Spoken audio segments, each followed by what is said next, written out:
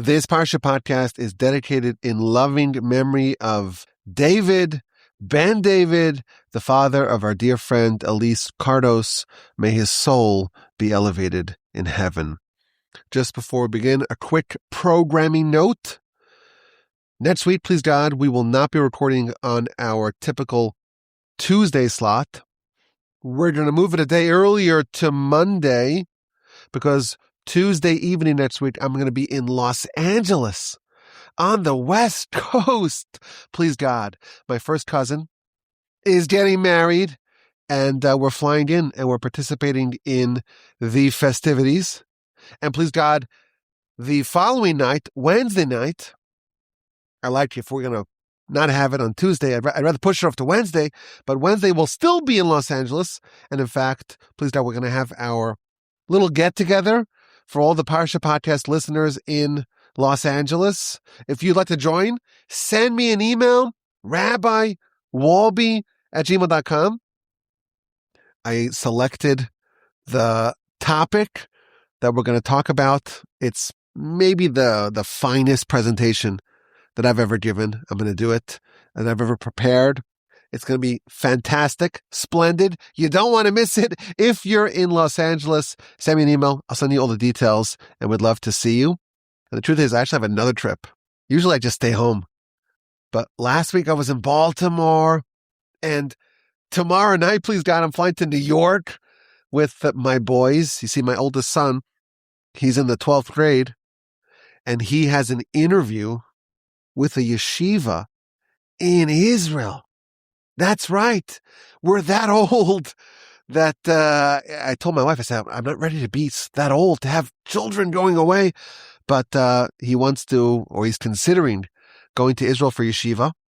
And the yeshiva staff is flying in to interview prospective students.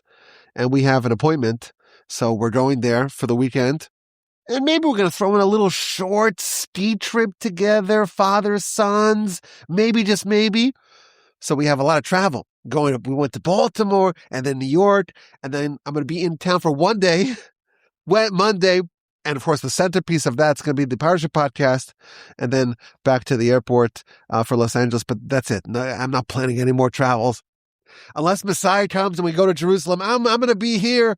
I don't know. I don't like the airport so much and flying, but we're going to sneak in, please God, the Parsha Podcast next week on Monday night. Oh, and the jingle. I asked for feedback about the jingle last week, and I don't recall ever receiving as much feedback about any topic as I did about the Parsha Podcast jingle.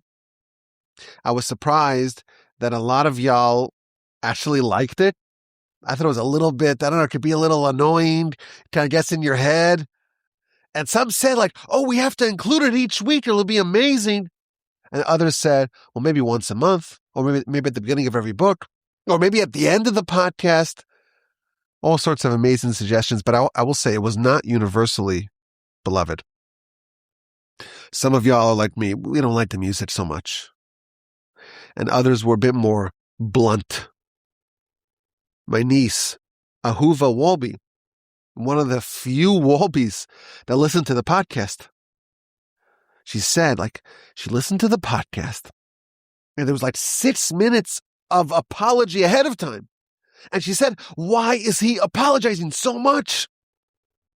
And then she said, and then I listened to the jingle, and I'm sorry, you didn't apologize enough. That's how bad it was.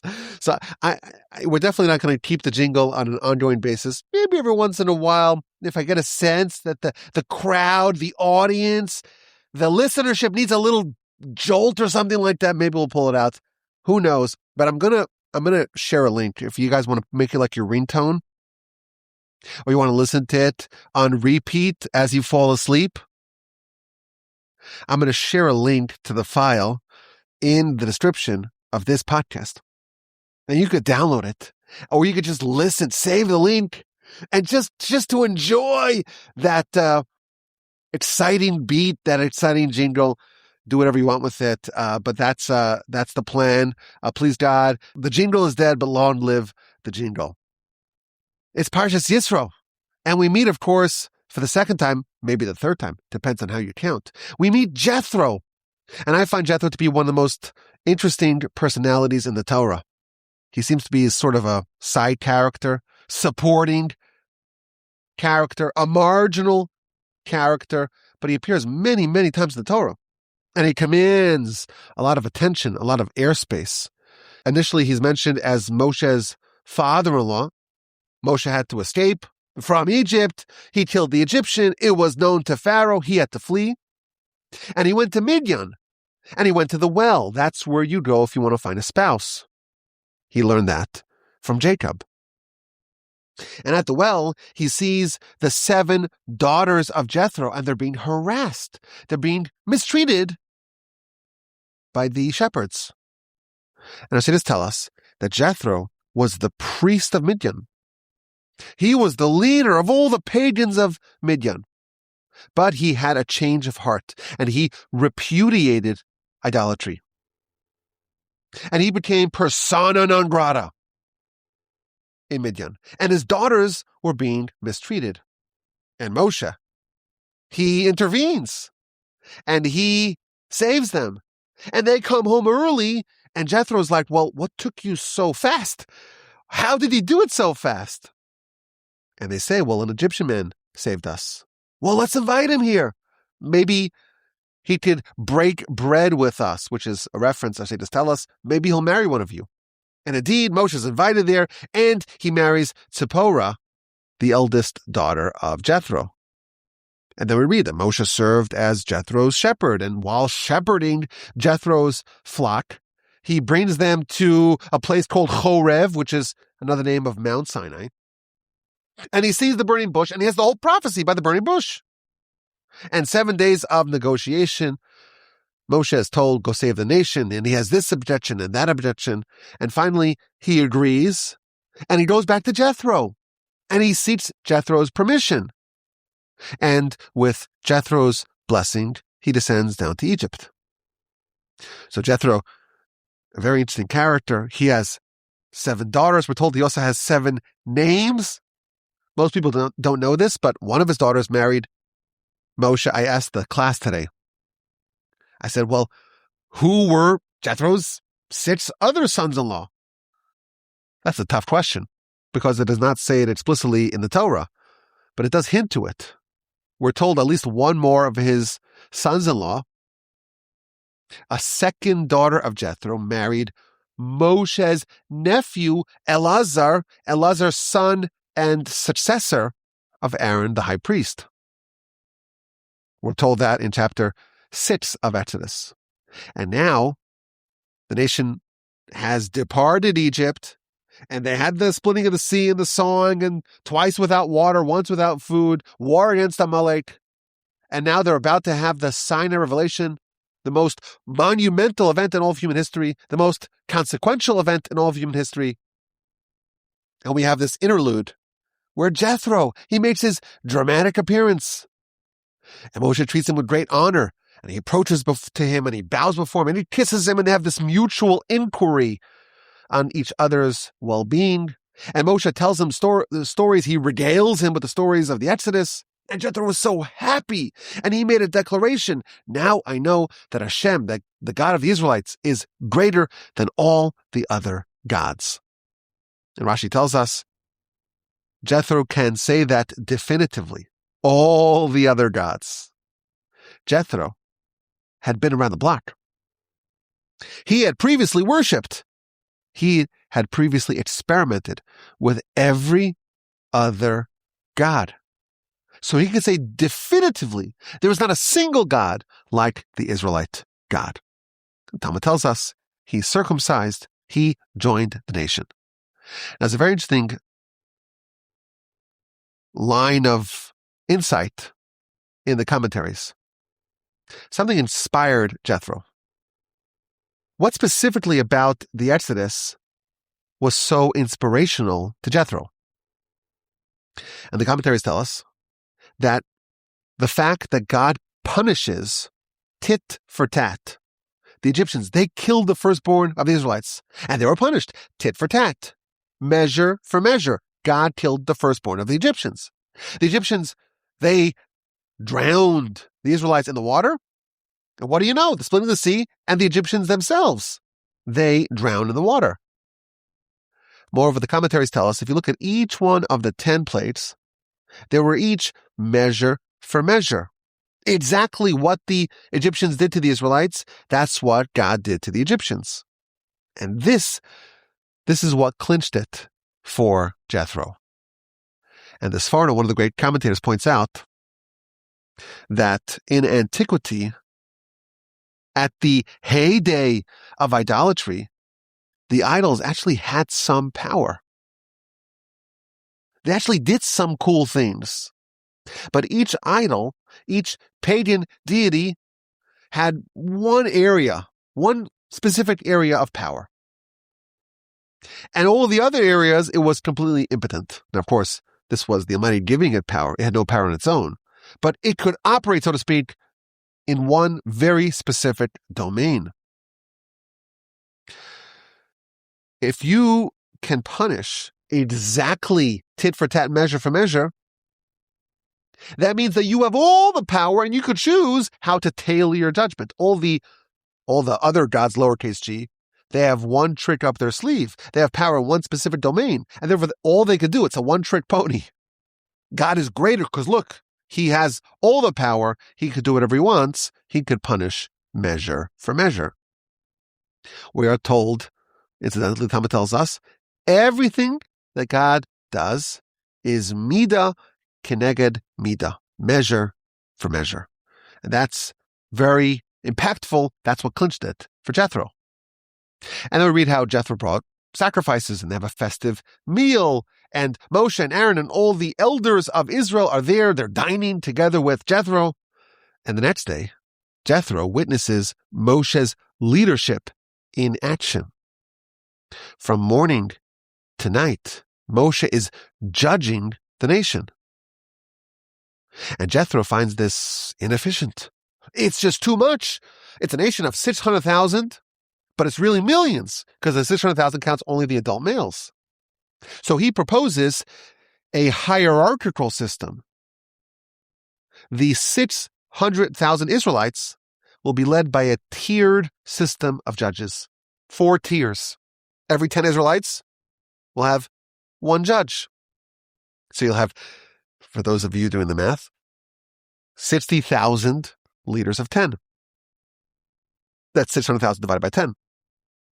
And every group of 5 tens will have a judge of their own. So 12,000 leaders of 50. And every 100 will have their own leader. 6,000 leaders of 100. And every 1,000 will have a leader of 1,000, meaning 600 sages will serve as leaders of 1,000. So if you're doing the math, 78,600 people are leaders of these 4 varieties. And if you have a simple question, you just go to your leader of 10. He doesn't know, you escalate it to the leader of 50, who oversaw 5 groups of 10. And if that sage doesn't know, you go to the leader of 100, 1,000, and only the most difficult questions would be escalated all the way to Moshe. An amazing system. Genius. What an incredible consultant. The system is adopted, is implemented, and Jethro departs. Why does Jethro leave? So Rashi tells us he had to go back to his hometown because he converted, but he wanted to convert his whole family. He was so thoroughly convinced about the merits of joining the nation, he wanted to bring his family along. He went back home. The Midrash says something else. Very interesting. Jethro joined the nation, sure, but he wasn't part of the nation's backstory. He wasn't there when they were suffering in Egypt. He was safe and secure in Midian. So yes, he's part of the nation, but there's some part of the national experience that he did not partake in. And therefore, he cannot witness the Sinai revelation. He didn't suffer with the Israelites, and therefore he didn't merit to witness this incredible, momentous event. He will not merit to join in their consolation. Very interesting. Only those who went through the hell of Egypt can bask in the glory, in the exultant apotheosis of the nation at Sinai. This episode of Jethro and his arrival and his declaration and his advice and his departure, that's the first part of the Parsha. The next part of the Parsha addresses the Sinai revelation and the run-up to it and its immediate aftermath. On the first day of the third month, this is the month of Sivan, the first month is Nisan, Iyar, and then Sivan, the nation arrived in the wilderness of Sinai, and they encamped opposite the mountain. Which mountain? The same mountain that Moshe had his revelation, had his prophecy at the burning bush. Already then it was called the mountain of God, the mountain that God will, in the future, reveal himself upon. And then we read about all the back and forth negotiations, shuttle diplomacy. God instructs Moshe. There are some terms. If you hearken to my voice, if you observe and guard my covenant, if you accept the bargain of Sinai, then you will be a cherished people. You'll become a mamleches kohanim, a kingdom of priests, and a holy nation. If you accept the Torah, you'll be special. You'll be cherished. You'll be a kingdom of priests and a holy nation. And Moshe passes the message to the nation, and they're very excited. And together, in unison, they all announce, everything that God commands us, we shall do. And Moshe conveys that message back to God. And God elaborates upon what's going to happen. I'm going to appear to you in the thickness of the cloud, and the nation will hear as I speak to you. Very important. The movie gets this wrong. The Ten Commandments were not said to Moshe. They were said to the whole nation. Everyone heard as God spoke to Moshe. Everyone listened in. They tapped the phone call. They participated in this prophecy. And that experience ensured that the nation will always believe in Moshe. You have to prepare yourself. You have to wash your garments. You have to sanctify yourself. You have to be ready. I'm going to descend upon this mountain. You have to cordon off the mountain. It's going to be electrified for the duration of the revelation. Don't touch the mountain. You touch it, a human, an animal, they'll die. And then we read about the actual revelation. There's sound, there's thunder, there's the cloud. There's a very strong blast of the shofar. The nation is trembling. The mountain is trembling. Mount Sinai is completely subsumed with swirling smoke, a thick cloud, a very powerful sound of the shofar. And again, God tells Moshe to warn the nation, don't get too close. Otherwise, you'll die. And finally, chapter 20, we have the 10 Commandments. This is the only time in history that an entire nation experienced prophecy and survived to tell the tale. It's an unprecedented event. It's an event that's the bedrock of our faith. We have Torah. Who gave us Torah? Well, we have 10 Commandments from God directly, but that's 10 out of 613. The reason why we know, we have no doubt, that Moshe is a legitimate prophet. He's a reliable prophet. He's a verified, vetted prophet. It's because we experience prophecy alongside him. This event is unlike any other because this is the event that verified that Moshe is not just a prophet who we rely upon because he does tricks or miracles or predictions. Rather, we ourselves, our nation ourselves, millions of people experienced prophecy or the prophecy of Moshe together with him. An unprecedented event. It's the great question that you have to ask anyone who says, oh, yeah, sure, you were the chosen people, but you were replaced. How come when we had the initial giving of the Torah, it was done with such an intense form of prophecy? How come of course, it's not true. It's the false replacement. How come there wasn't an equivalent sort of revelation? And we know, of course, the 10 Commandments, the first 5 are between man and God. The last 5, between man and one's fellow, these commandments encapsulate all of Torah. The Midrash tells us that there are 613 letters in the Ten Commandments because they contain a digest of all of Torah. They're 10 commandments, of course, but they incorporate and encapsulate all of Torah. And following the revelation, we read a further description of what the event looked like. The entire nation. They saw the clouds and the flames and the sound of the shofar and the smoky mountain, and the nation trembled, and they stood from afar. And they tell Moshe, it's too much for us to handle. You speak to us, not God. The Talmud tells us that every utterance from God blasted them 12 miles away and temporarily blew their soul out of them. It was just way too much for them to handle. It's a nuclear bomb right in your face, just that times a million. And they couldn't handle it. They told Moshe, we want you to prophesy to us, not God, it's too much. And indeed, God said it's okay. It's appropriate. So following the second of the 10 Commandments, the first 2 the nation heard directly from God, Moshe spoke and God amplified his voice. And the Parsha ends with the nation being given 3 mitzvos: to not make gods of silver and gold. This is a reference, which the sages tell us, Rashi tells us, to the cherubs on the ark. In the ark, in the tabernacle, upon the ark, there will be 2 golden cherubs, 2, not 4, gold, not silver. And the altar upon which we will offer sacrifices, you cannot use any metal implements to cut the stones. Instead, they use the fancy shamir worm. And finally, there cannot be steps to ascend the altar, because then your nakedness will be seen. Instead, there should be a ramp. The Parsha thus concludes, and to an unsophisticated onlooker, it seems like it's 2 completely unrelated narratives. You have the whole story of Jethro, and then we have the Sinai revelation.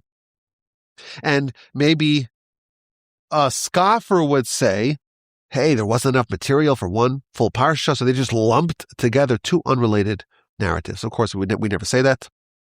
And there has to be a very important continuity between the episode of Jethro and the episode of the Sinai revelation. Now, what's really interesting is that there's actually a dispute regarding the narrative of Jethro. When did it happen? We know that the Torah is not necessarily written in chronological order. It's often in chronological order, but it's not necessarily so. It's written topically. And therefore, sometimes, if a topic is out of order, but it's part of a certain topic the Torah is addressing at a given point, it's going to be written in that area where that topic is addressed. And therefore, the question the Talmud raises is, did Jethro come before the Sinai revelation as it appears in the Torah? Chapter 18, he appears, and then chapter 19-20 is the Sinai revelation. Or did Jethro actually arrive after the Sinai revelation?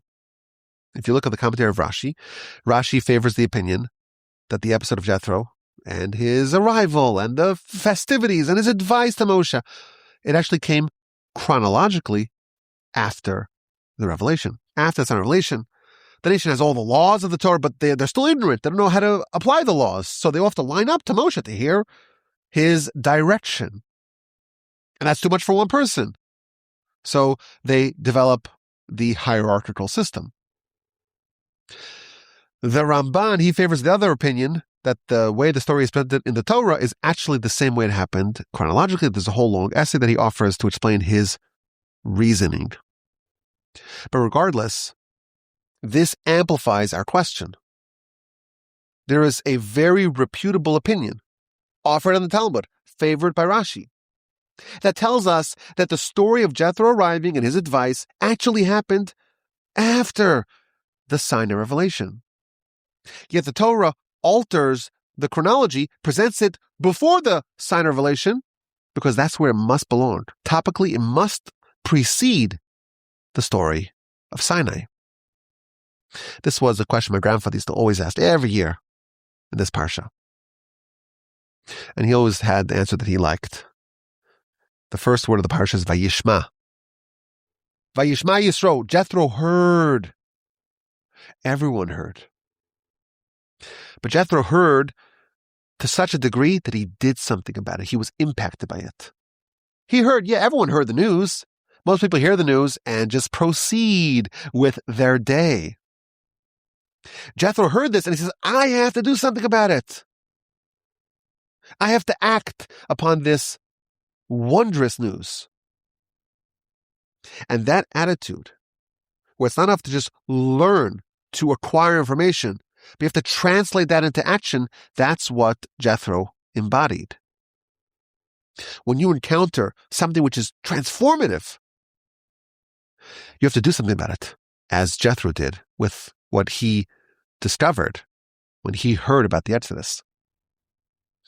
Before you read about Torah and the Revelation, you have to study the episode of Jethro and realize that the whole region heard about the Exodus. And everyone heard about the splitting of the sea and the war against Amalek and so on.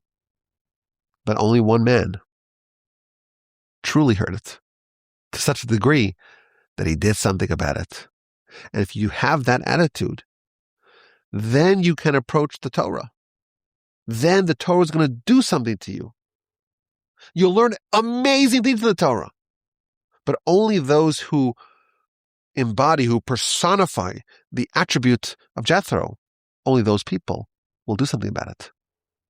Once you learn the attribute of Jethro, to hear something and it makes an impression, and it makes an impact, and it causes change, then you approach the Almighty's Holy Torah. I want to suggest another idea. Back to the first verse. Vayishma Yisro. Jethro heard. Who's Jethro? Kohen Midian, the priest of Midian. Jethro is called the priest of Midian. But we know, Rashi told us this already in chapter 2 of Exodus, he retired. He wasn't the priest of Midian. He used to be the priest of Midian. And then he rejected idolatry. He repudiated idolatry. And that's why his family became a target. He was ostracized. And that's why his daughters were harassed every day when they went to the well. Yet the Torah still calls him a priest. The story of Jethro begins with the introduction of Jethro as the priest of Midian. That's the beginning of the first narrative of the Parsha. The second narrative is the Sinai revelation. How does that begin? God says, if you accept the Torah, if you hearken to my laws and to my covenant, then you'll be a cherished nation. You'll be a holy nation. You'll be a kingdom of priests. Priests. Wait, priests. Only Aaron. Aaron and his 4 sons, 2 of them die on the first day of priesthood. But priests is a very small group of people. A very small cohort are priests. Yet God says, if you accept the whole nation, 600,000, if you accept the Torah, then all of you will be a kingdom of priests. Evidently, it's possible for a non-priest to have a priestly attribute. And that's the objective of Sinai. And maybe that's Jethro. Let's look a little bit closer at priesthood. Who's the first person to be called a priest in the Torah? Chapter 14 of Genesis. Before Abraham even has a child, there's the war, 4 kings against 5 kings. And Abraham wins the war, and then he has this meeting, this very mysterious meeting with Melchizedek. Rashi tells us, Shem, son of Noah. V'hu Kohen, and he is a priest to the lofty God, to the God of Most High. The first person labeled as a priest in the Torah is Melchizedek / Shem. And the Talmud tells us something very interesting about this person and his control of the priesthood. Talmud tells us that he lost it. The plan was, he was supposed to be a priest. Priesthood was supposed to emanate from Shem, son of Noah, also known as Melchizedek, king of Salem, king of Jerusalem. He gave a blessing to Abraham, and he gave a blessing to God. If you're going to bless Abraham and God, who goes first? Of course, God goes first. Says the Talmud, he made a mistake. He blessed Abraham before he blessed God. And that's why he lost the priesthood. It does not descend from Melchizedek. He was maybe a priest, but he lost it. Talmud elaborates, and Abraham says, no, you got it wrong. Could you possibly bless the servant before you bless the master? I'm a servant of God. Why are you blessing me before God? Abraham stood up for the honor of God. And as a result, there was a transference. No longer will the priesthood, says the Talmud, this is the book of Nedarim, page 32b, no longer will the priesthood come from Shem, it will come from Abraham. Now, of course, Abraham is a descendant of Shem, but yes, the plan was for it to come from Shem, it came from Abraham. So, whatever priesthood is, Melchizedek didn't do it. Okay, well, who else lost the priesthood? This is like where we're going through a lot of the previous episodes of the Torah. There was another person who was supposed to be the priest, and he lost it. And who's that? That's Reuven. Reuben, the first son of Jacob. He had all these accolades that he was designated to have. He was the firstborn. He's supposed to have the birthright. He's supposed to have 2 tribes, not 1. He was supposed to be the king. He's the firstborn, after all. And he was supposed to be the priest. And he lost all 3. He lost all 3. Why? Because he tinkered with his father's sleeping arrangement. He didn't like that after Rachel died, Jacob designated his primary sleeping place in the tent of Bilhah. He thought that was an affront to his mother, so he pulled the bed of Jacob. He interfered in Jacob's conjugal life. And as a result, he lost all 3 of those offices that he was supposed to have. So Reuven is another example of someone who lost the priesthood. There's a third person who was supposed to be the priest, and he lost it. That's Moshe. 7 days of discussion and dialogue at the burning bush. And Moshe's launching one objection after another. And God's insisting, you have to go, you have to go. And Moshe's final objection, chapter 4, verse 13, send Aaron. Moshe was worried that Aaron would be offended. He would be offended. He would feel slighted that his younger brother would be the leader of the Israelites. Send Aaron instead of me. So the next verse says that God got angry at Moshe. This is 4:14. Vayichar af Hashem b'Moshe. God got angry at Moshe. Vayomer, and he said, Halo Aaron achicha halevi. And he said, behold, Aaron, your brother, the Levi, the Levite, he'll speak for you. He'll be your spokesperson. And you see he is coming towards you, vera'acha, and he sees you. When he sees your glory, v'samach belibo, he'll be happy. He'll be glad in his heart. A lot of stuff going on over here. God gets angry. Aaron's the Levite. He will be happy in his heart to see your prominence. So Rashi tells us what's happening over here. Every time the Torah tells us that God gets angry, of course, God doesn't have any emotions. It's not possible for God to have any emotions. If you see God has an emotion, that's a different God than what we believe in.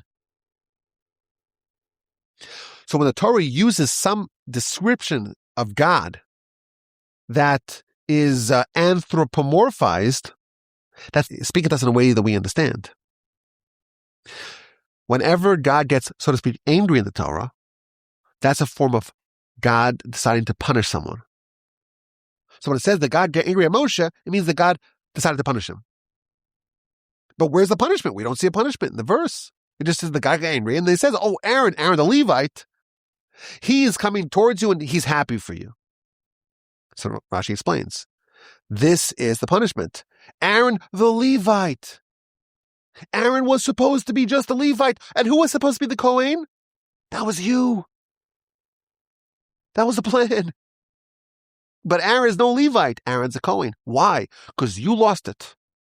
You lost it, and Aaron earned it. Aaron, who was glad in his heart to see you rise to prominence, that earned him the priesthood. And you, where you failed to appreciate Aaron, and you thought he'd be offended, and you didn't want to listen to God, that downgraded Moshe from being a would-be Kohen to be a ordinary Levite. Not ordinary. No one's ordinary. But to be a Levite and not a Kohen. Even though Moshe did serve as a Kohen for 7 days, he was the interim Kohen until the reins were handed over to Aaron, Parshas Shemini. We'll get to it.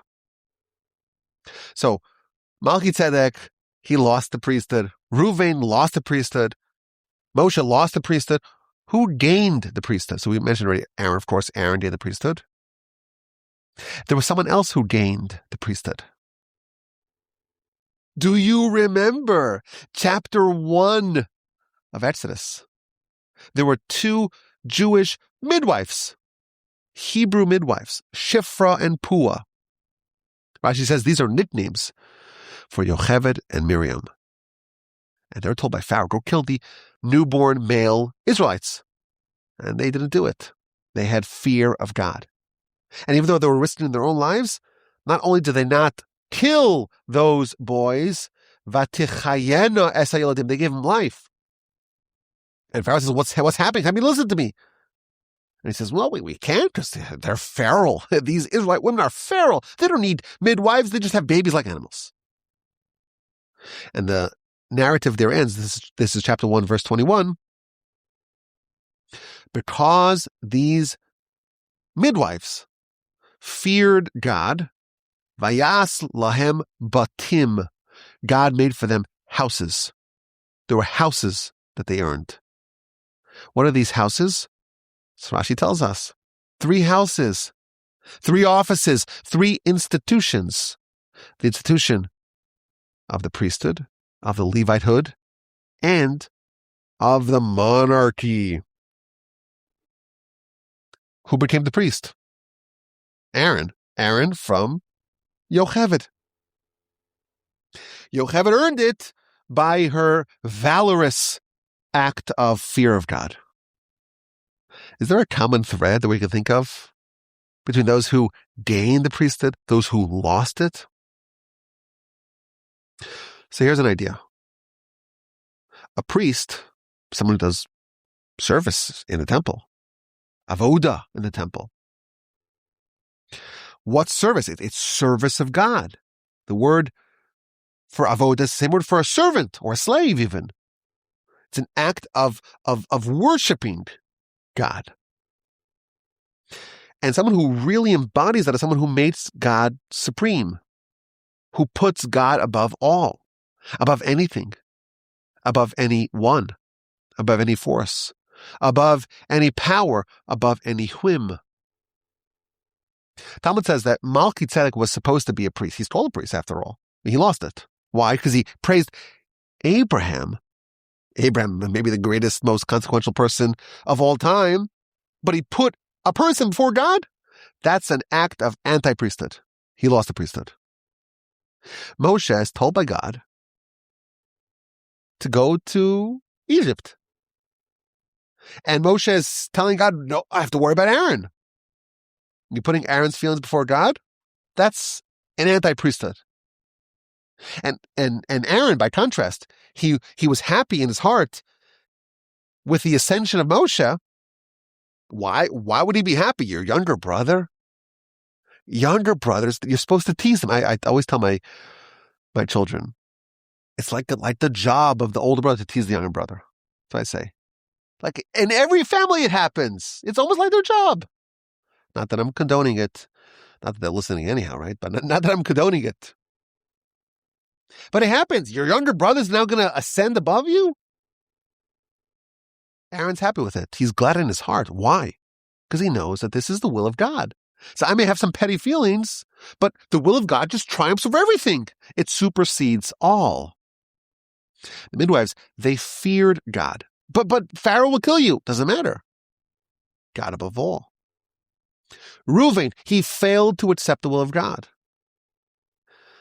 The act of Jacob, whatever he's doing, is calculated. And it's definitely based upon what God wants. This is an act of anti-priesthood.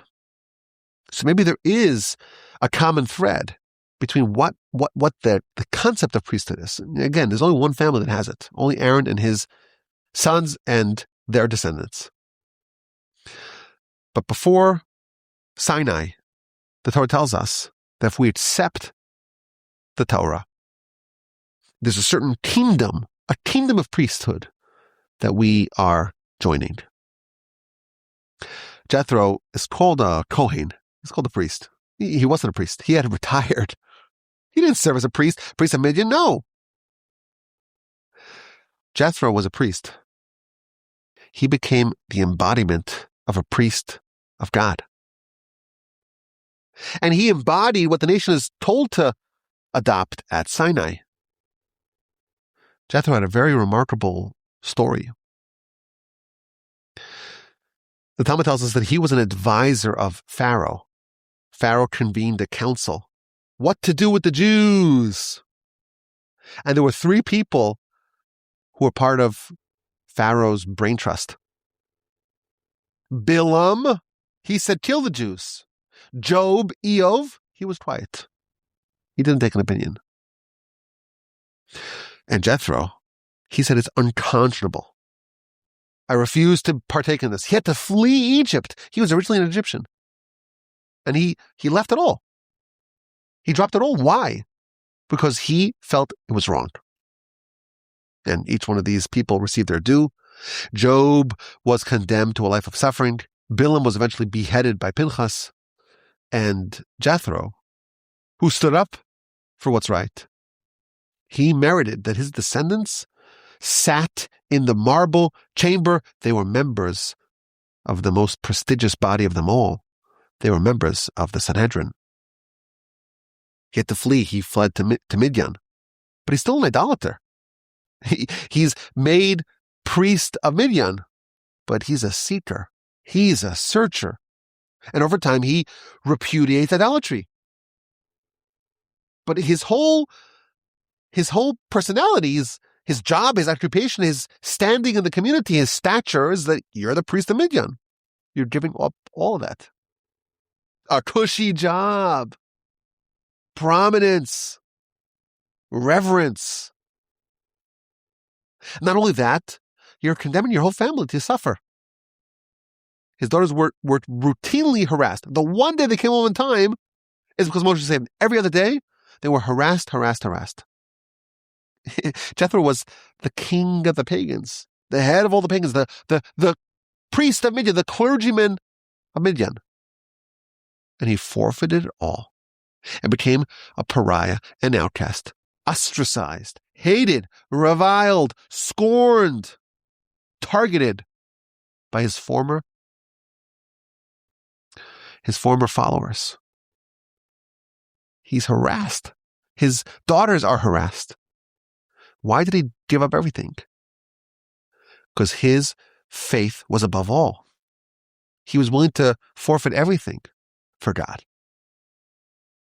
The Torah calls him a priest because he really embodies it all, of giving up everything for God.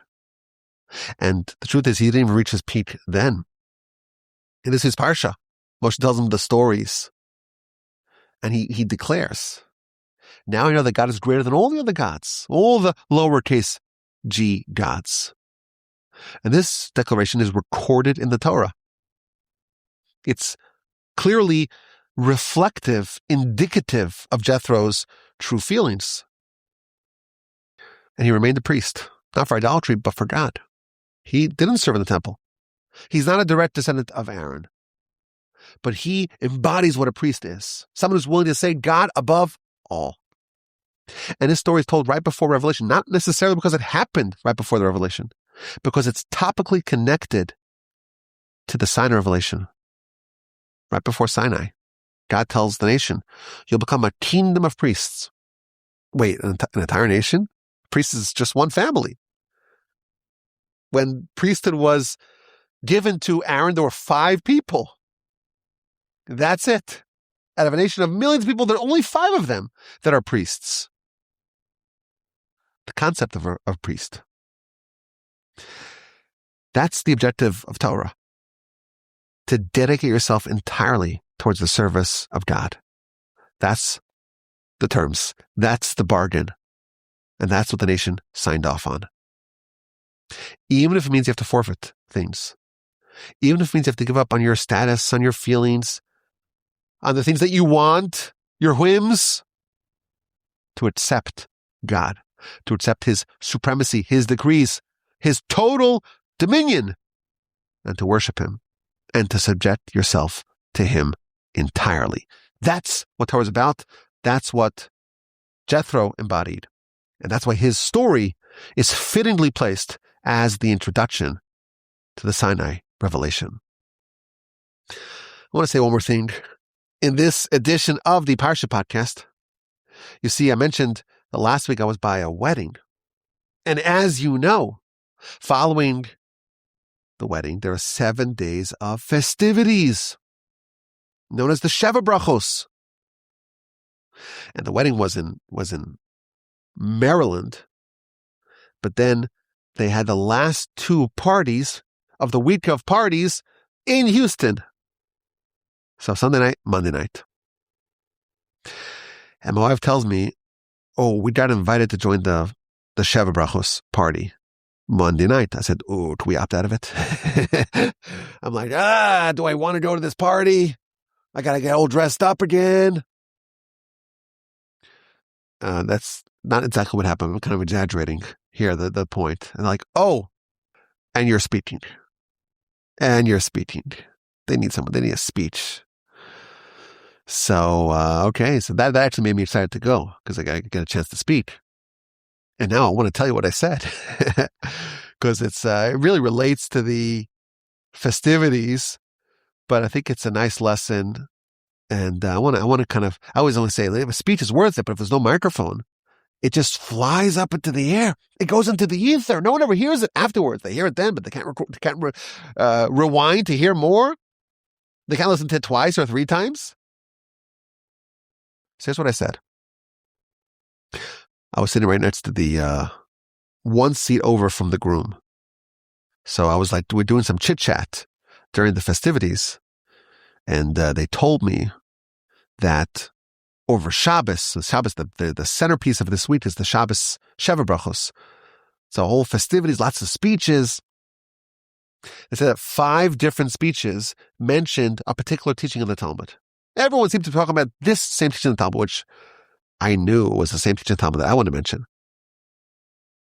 So I got up and I started my speech. I said, I was a little bit uncertain if this is an appropriate teaching to speak about by the Sheva Brachos, but I was reliably informed that 5 different speeches over the course of the Shabbos Sheva Brachos spoke about this, so I know it's okay.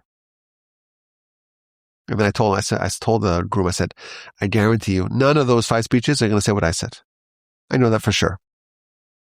So I said, the week of the wedding was Parshas B'Shalach, and it's the best week to have a wedding. Why? Because the Talmud tells us that there's a connection, a similarity, an overlap between the splitting of the sea, which happened last week in the Parsha, and a marriage. The Talmud tells us in the book of Sota on page 2a, so that's right at the very beginning, it says, it's as difficult to make a match as it is to split the sea. That's what the Talmud tells us. Everyone knows this Talmud. I joked by my speech. I said, this is like the book of Talmud that everyone studies if they're a little bit not in the mood of studying the Talmud that the yeshiva is doing. This is what they pick up. It's such a fun book of Talmud. And this is the first page. So everyone knows the teaching of the Talmud. So I said, I don't understand. What could possibly be the connection between making a marriage, making a match, and the splitting of the sea? I can't think of any possible connection between the two. Plus it says it's as hard to make a match as it is to split the sea. Wait, who's it hard for? Hard for Hashem? Nothing's hard for Hashem. What does it even mean? And finally I said, what's the relevance to us? What am I supposed to do with this bit of knowledge? Oh, to make a marriage and to unite a husband and wife? That's as hard as splitting the sea. What's the possible relevance to us today? So here's what I suggested. Last week's Parsha, there's the splitting of the sea. In this week's Parsha, there's also a splitting. The Sinai revelation. It's talked about many places in the Torah, including in the book of Devarim, chapter 4. This is Parshas Va'eschanan. It talks about the Sinai revelation. And it says, Moshe tells the nation, you were shown to see, you know that God, Hashem, is the only God, the only power. Ein od milvado. There's nothing else besides for God. And Rashi explains, what does that mean? When the Almighty gave the Israelites the Torah, he opened up all the heavens. And just as he tore open the upper heavens, he tore open the lower heavens. And they saw that there's nothing besides for God. Now, the same word in Hebrew for splitting the sea is the same word over here for splitting the heavens. I said there's two splittings. Last week's Parsha is the splitting of the seas. The nation was able to walk amidst the walls of water. And in this week's Parsha, there's also the splitting of the heavens. How do you split the sea? How do you split the heavens? We know, we're sophisticated enough to know that the Israelites were not passive spectators in this miracle. A miracle only happens to someone who's worthy of a miracle happening to them. If the nation, if they experienced the splitting of the sea and the splitting of the heavens, it must be that they were worthy of it. What did the nation do to be worthy? So here's what I suggested. I said, if you look at chapter 19, verse 2, the verse is describing the nation traveling to Mount Sinai. And the verse says, they, plural, encamped in the wilderness, and he encamped opposite the mountain. They to he, plural to individual. It's just two words apart. Vayachanu, and they encamped, and then he encamped. Vayichan. So Rashi, of course, asks the question, why does it transition from the plural, the many, to the individual? Says Rashi, they were ki ish echad, like one man, belev echad, with one heart. They were a whole nation of millions of people. But when they got to the mountain, they were like one person. And therefore it says, and he, only he, there's only one person. Like one person with one heart. How do you split the heaven? If the nation is so united, it's like just one point. There's absolutely no division amongst the nation. They're completely, utterly united. Then you could tear apart anything. If you think about it, how do you tear a piece of paper? You try to make your hand, like you hold it very tightly together. You find one particular point, a knife. What does a knife do? A knife is so sharp, so because it's like so united at a point, it could tear apart two things. If you have a dull knife, it's not going to tear anything. The sensei, taekwondo, they shatter the boards. How do they do it?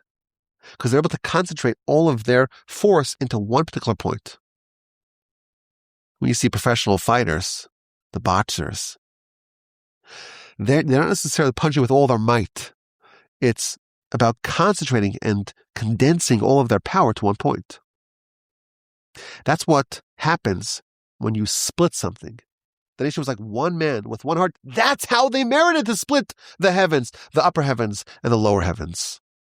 When the nation is disjointed, were they to be scattered, then their power is all scattered as well, and they will never be able to tear apart the heavens. The way to tear apart the heavens is when the nation is united. Oh, and I want to suggest that the splitting of the sea was also because they were united. The Talmud tells us, our sages tell us, that Moshe was so insistent on getting the bones of Joseph because the bones of Joseph are the only things that could have split the sea. What did the sea see that made it split? The bones of Joseph.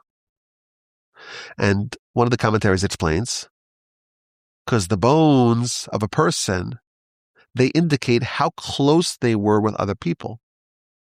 If someone is envious, if they have harsh feelings towards other people, then the bones turn brittle, they decompose, they rot. If someone has no bad feelings towards another person, and they're united with that person, then their bones are strong. And Joseph said, take my bones. I want to prove that I have nothing against my brothers. I'm completely united with them. The bones of Joseph that indicate this tremendous unity of this people, that's what the sea saw. The sea saw that they were united as one, and the sea split. We mentioned in the past that there were 2 Israelites that weren't at the splitting of the sea. 80% of the Israelites died in Egypt, sure, but there were 2 Israelites that were still alive that were not present at the splitting of the sea. And who are those? Dathan and Abiram, the 2 people that always cause fights. They're always causing division. They're always causing factionalism and fractionalism and sectarianism. And they're always willing to fight. Perhaps the reason why they weren't there at the split of the sea, because if they were there, they would create division, they would break up the unity, and there would be insufficient unity to split the sea. How do you tear apart, whether it's the sea or the heavens? Only with absolute unity. The Talmud tells us that it's as hard to bring a husband and wife together as it is to split the sea.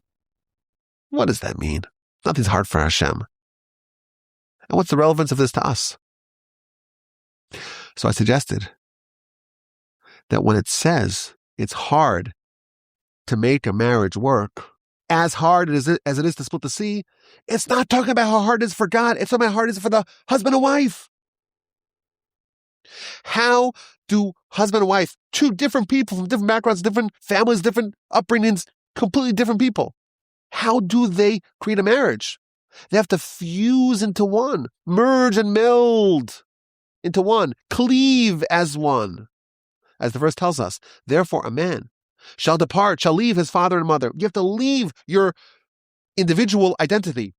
V'davar be'ishto, cleave to his wife and become one flesh. That's what it means to get married. And it's as hard to do it because you have to become so united together to the same degree that the nation was united at the splitting of the sea. That's what I told the bride and groom last night. It's so hard. It's not talking about for God. It's talking to you. It's very relevant to you.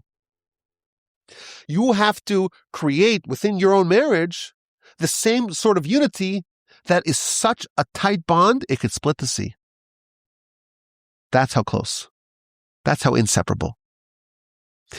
And then I told the groom, I said, I have some bad news for you. I have some bad news. A little added wrinkle here. Our sages tell us that the groom, is similar to a king. Chassan dom el melech. So I said to them, I imagine this was mentioned also several times over Shabbos. Yeah, everyone was saying that.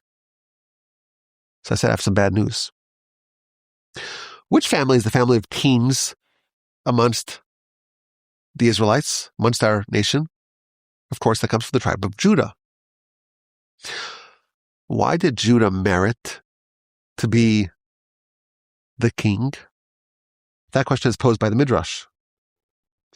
Of all the tribes, Judah was selected to be king. Why? So the first opinion says, well, it's because in the episode of Tamar, he displayed a tremendous valor in admitting. That's not the reason, says the Midrash. Oh, maybe because when the brothers wanted to kill Joseph, he said, well, we can't kill him. We have to throw him into the pit. That's not it. Oh, maybe because when Benjamin was being taken by Joseph, he said, chapter 44, I'll be in Benjamin's stead. Maybe that's the reason. Says the Midrash, no. The reason has nothing to do with Judah. It has to do with the scion of Judah. Nachshon ben Aminadav, the prince of Judah. God told Moshe, stop praying, jump into the water. And all the people said, I'm not jumping in. Look at the water. You'll die. It's suicidal. And one man just jumped. Everyone's talking. One man jumped. Nachshon ben Aminadav, brother-in-law of Aaron and prince of the tribe of Judah. And he went as far to his nostrils. And he's about to die. He's dedicating himself completely. He's forfeiting his life. Self-sacrifice for God. And then the sea split. And that's why he became a king. I told the groom, you're told that you're a king. Why? Because you got to jump into those waters. Well, you have to jump in. You got to be the first one there. And you have to go to a point where your life is over. You have self-sacrifice. Because that's what has to happen. Because you have your life. And what's your life? Well, this is where I grew up. This is my family. This is what I like to do on Sunday afternoons. This is what I think about this and this matter. Your whole life is the way you've been till now. You have to abandon that. Because you have to break that and recreate a new life as one. It's self-sacrifice. And our Savior is telling us, you're like a king. Well, who was the first king? Who embodies the king? That's Nachshon. What did he do? He jumped into the water. He's the one who caused the split. He brought about that unity. And how did he do that? With self-sacrifice. Then I said, I softened it. I'm making it sound a lot tougher than it was actually then. I said, and I saw by the wedding, you were already so wonderful, making sure that everyone felt good, and you're so refined, and such a wonderful couple. It should be wonderful. Gave them a very nice, beautiful blessing. They should have a wonderful life together, lots of happiness and harmony, and so on, and give blessing to the parents and everyone involved. And I said,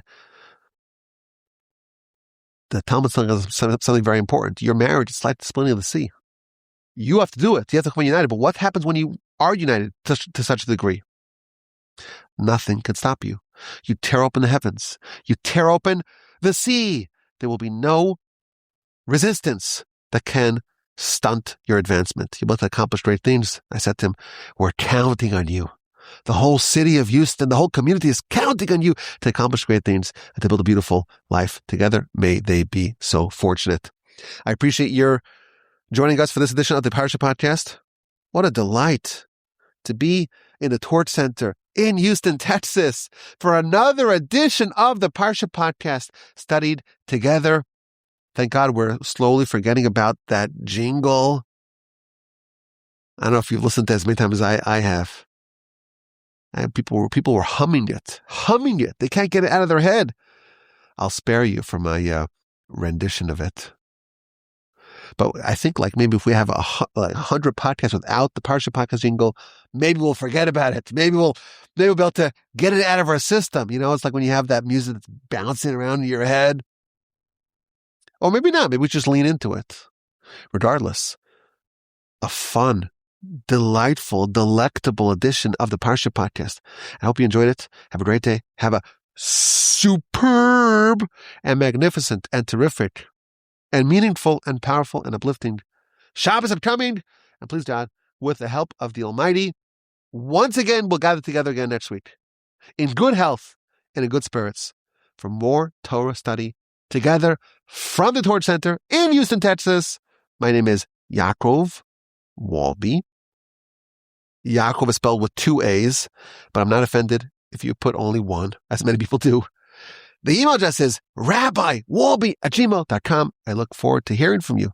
Questions, comments, and feedback.